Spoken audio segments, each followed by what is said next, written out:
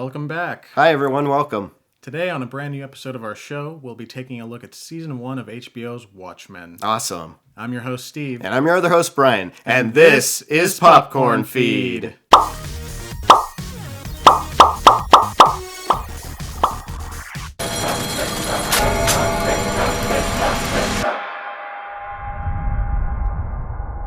Welcome back to another episode of Popcorn Feed, and yes, today we are going to talk about the first season of Watchmen from HBO. But first, if you haven't already, don't forget to subscribe to our YouTube channel and follow us on social media. Okay, so in this episode we're going to talk about the story, we're going to talk about the characters, a little bit about the production, we are also going to give our opinions, and we're going to recommend the graphic novel as well. So Steve, what is Watchmen all about? Well, HBO's Watchmen is set in 2019 in Tulsa, Oklahoma, and it takes place 34 years after the events of the comic series. As fans of the comics know, back in 1985 in this alternate reality, Adrian Veidt, formerly known as Ozymandias, manufactured a fake attack on New York City by a giant alien squid. And of course, this led to millions of New Yorkers being killed, about 3 million or so. Right. And this forced nations to work together and work against a common threat, and thus averting nuclear holocaust. Oh boy. Just as Ozymandias had hoped for. Yes, and that's right. In the present-day world that we're living in, 34 years later, vigilantes have been outlawed because of their extreme and violent methods. The 7th Cavalry. Basically, they're a white supremacist organization that's inspired by Rorschach's writings and by his image. They all wear the Rorschach masks themselves, and they're waging war against minorities and the Tulsa police force that's responsible for enforcing reparations to the victims of racial injustice. Interesting. That's a very big theme in this series is racial injustice. In fact, in the first episode, they start with the Tulsa Massacre in 1921, which is actually a historical event that not a lot of people know about. And so while the Tulsa police force was being rebuilt, laws were passed that basically forced police officers to not disclose their professions and to protect their identities by wearing masks, which led to costumed police officers walking the streets. Yeah, let me just jump in here. We're going to talk a little bit about the production itself, how it came to be, and how HBO, became involved with this TV series. Back in 2015, they were starting negotiations about having this TV series with the original director of the 2009 Watchmen film, Zack Snyder. Oh, okay. So that was going on for a little while, but eventually he dropped out due to schedule conflicts with probably his Warner Brother properties that he was working on at the time. Makes sense, yeah. So eventually in 2017, Damon Lindelof was approached about being in charge or being the showrunner of this series. So HBO had approached him about it back then, and eventually, things worked out because they worked together on several other series like The Leftovers, which was a great series, which we would recommend as well here. And of course, he also worked with Bad Robot as well, doing Lost, Crossing Jordan, Nash Bridges, a lot of other series. So he did a lot of writing and show running already. So he was a prime candidate for this TV series. And as things progressed forward, they started shooting the pilot in June of 2018, and eventually, through the success of the series, through the production, it eventually got greenlit in August of 2018 from HBO. They said, let's go through it and let's do a full series.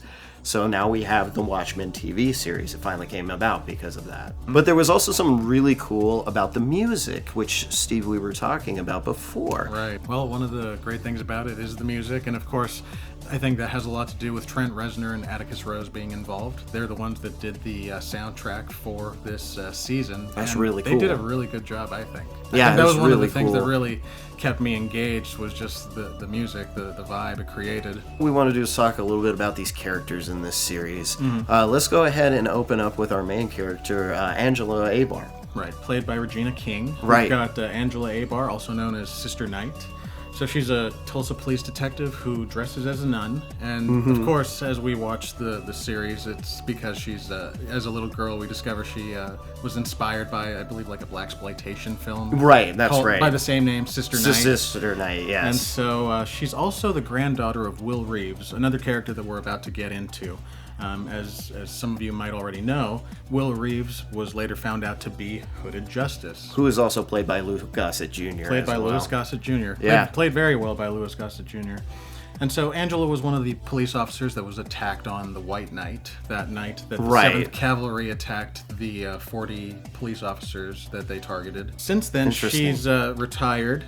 She's no longer on the police force, and she runs a bakery, but of course that's just a cover for her actual detective work. And another character worth mentioning as well is Cal Abar, her husband. Abar, her husband, yes. Spoiler alert, later is found out to actually be Dr. Manhattan. John Osterman. Yeah. Played by, and I hope I'm not butchering this name, I believe the actor's name is Yahya Abdul Mateen II. Oh, from Black Manta. Black Manta from Aquaman. Exactly. That's really cool. And so, yes, that was the big reveal. His character, it was interesting because there was a lot of nods throughout the season that kind of hinted at him being Dr. Manhattan. One of them being, for instance, when Judd Crawford was killed, they're at the funeral and their adopted children are debating, did he go to heaven, did he go to hell? And his outlook was that there's no such place. And so that resonates with Manhattan's actual worldview, that there is no such thing. He's very scientific in that way. But yeah, he did. Very philosophical. Yeah. That actually opens us up to this character, makes us realize who he really is as a human. Even before we find out that he is Dr. Manhattan, and then he takes on this persona of Cal, which is pretty interesting as well. Exactly, yeah. So, as you mentioned, Judd Crawford was also kind of like a mentor to Angela Abar. Right, and he was Chief of Police, and he was also her best friend as well. Right. And so in the first episode, he is, for me especially, when I first started watching the show, I was surprised that he was killed off so quickly.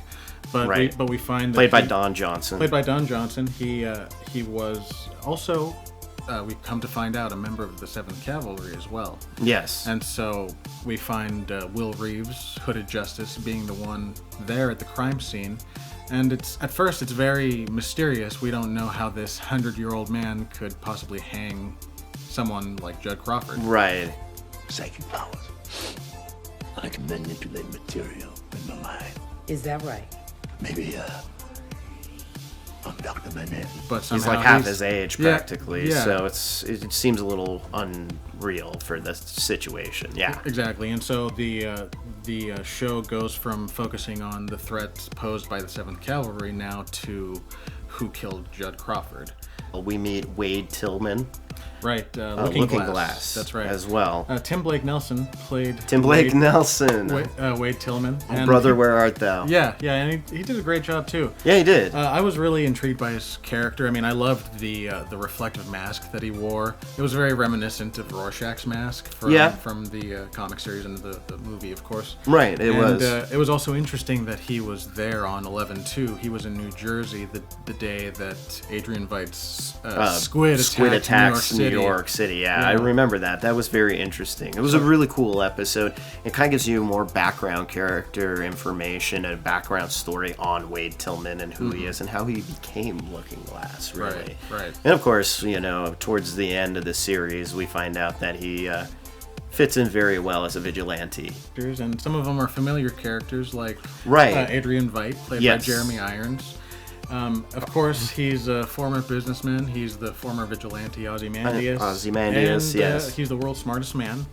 He's also a big murderer. He's also a mass murderer. Yeah. And initially, it looks like he's living this aristocratic kind of lifestyle in some country manner. Right. And then slowly, as the season progresses, we're kind of starting to see that there's something not right. Yeah, something's not right with him, The biggest tell is the fact that he's surrounded by a bunch of clones of the same man and woman. Right. And so that was a big tell that he's somewhere, maybe not on Earth. Dr. Manhattan, after the events of the Watchmen, disappears for a while, and we are introduced to that information at the beginning of this series. Exactly. In the beginning, everyone's under the impression that he's still just on Mars. That ever since he left, he's been there ever since. And a lot of people have the impression years. that Adrian is dead. That too. A lot of people have assumed that he's died. No one knows what happened to him. That's the best they can tell, is that he's dead. So the other characters we're introduced to are also Agent Blake.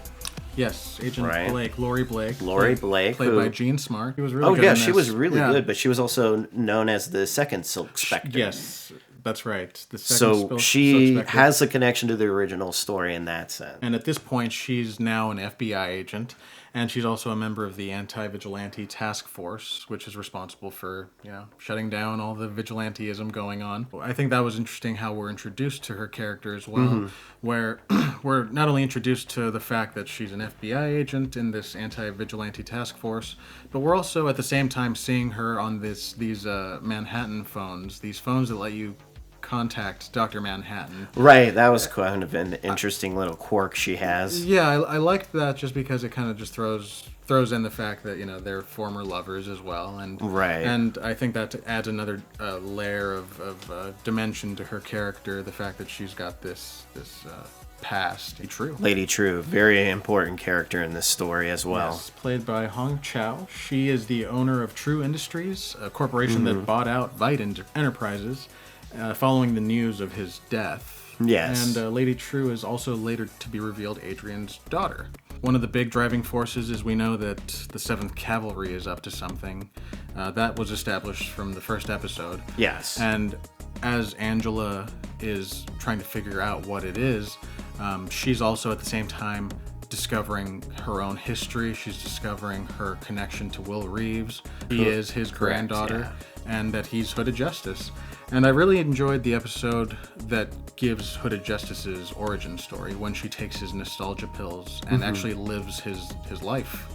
I really liked the fact that his whole mission was to basically put an end to Cyclops, this branch of the KKK that's very fond of mind control. Right. And using mind control to basically manipulate minority groups into attacking one another. We're starting to learn more about Angela's own origin story as well, her time in Vietnam. Exactly. The fact that when she was a little girl, kind of just like Laurie Blake had mentioned to her in an earlier episode, that people that wear masks are driven by trauma, and they're usually victims of some kind of injustice. And then that's exactly her what we learn about her. That's right. And I liked being able to understand who Angela was and where she was coming from, being a police officer from the Far East originally, and then coming back to the States, and being an officer in the States, especially after something as traumatic as the White Knight. Right. So and like you mentioned in those scenes, I really liked that as well. I liked the way that it was layered with her memories of her childhood, but at the same time, this is in the episode where she's getting her life saved by Lady True. She had just overdosed on the nostalgia. Right. So she's still having a combination of her own memories as well as Will Reeves' memories. And I feel like the way that was edited was just very well done, the way that they layered all that together. So in episode 7, when we find Angela recovering from overdosing on her grandfather's nostalgia, right, it's later revealed by Lady True that she's been working with Will Reeves this whole time to stop the 7th Cavalry from abducting Dr. Manhattan, destroying him, and stealing his powers. Right.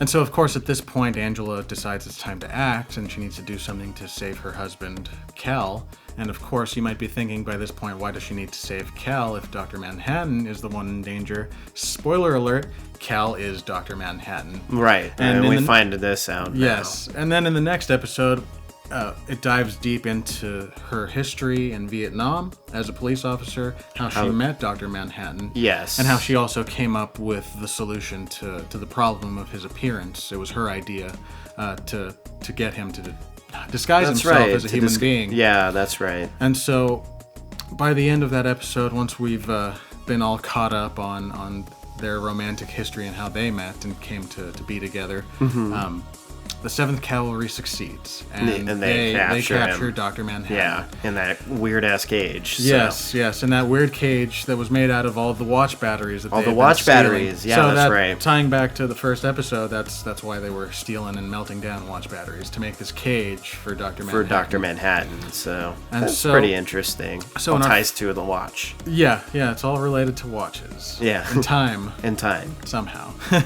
Although, what's Dr. Manhattan say? It's like nothing ever ends. Yeah, nothing ever ends. And in our last episode, of course, that's when everything comes to a head.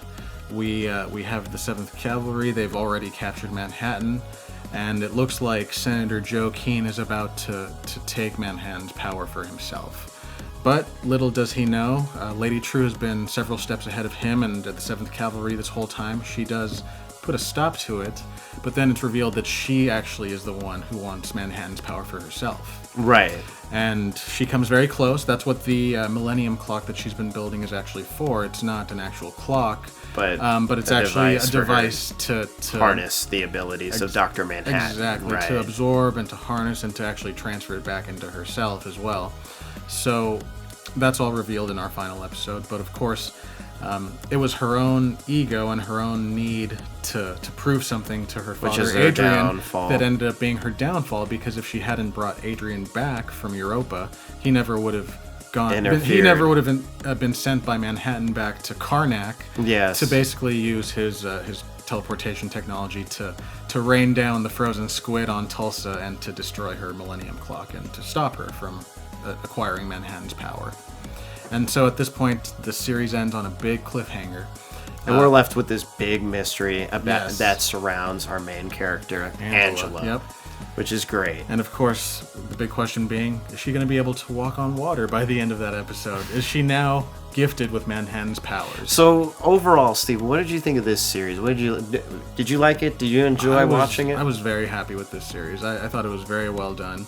I really loved the way that it used like real world, not only history, but themes about racial injustice and how that's still being an issue today, with modern police forces still doing the same thing that we saw in the show when Will Reeves was a police officer back then.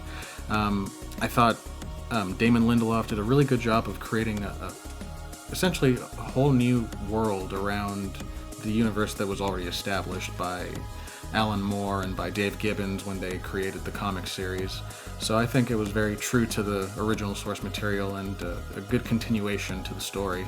Yeah, I really thought the same things. The story really did continue on the tradition from the graphic novel, and it definitely rings true and that we get a chance to see an opportunity with some of our past characters. And I did like the reflections and the introductions of these new characters that were brought into this story within this universe. So would you recommend it to our viewers, Steve? Absolutely, guys. We definitely would. I would recommend it as well. And if you guys haven't already, we're going to be including links down below for you to be able to get Season 1 of Watchmen. As well as the graphic novel from Alan Moore and Dave Gibbons. We'll put the links below so you guys can get to those. So I think that covers our episode on Watchmen, Season 1 from HBO. That does we went through quite a bit in this episode. We went through the story. We talked about characters. We talked about how this series came to be about, like, at HBO, how HBO came to greenlight it, how Damon Lindelof got involved, who was involved with this story, how this changed. It was great. Lots of juicy facts, guys. Lots of great stuff. Yes, please leave us a comment below, and don't forget to subscribe to our YouTube channel and follow us on social media. You can find us on Facebook, Twitter, Instagram. We're all over it. I'm your host, Steve. And I'm your other host, Brian. Thank you so much for joining us, and we'll see you next time.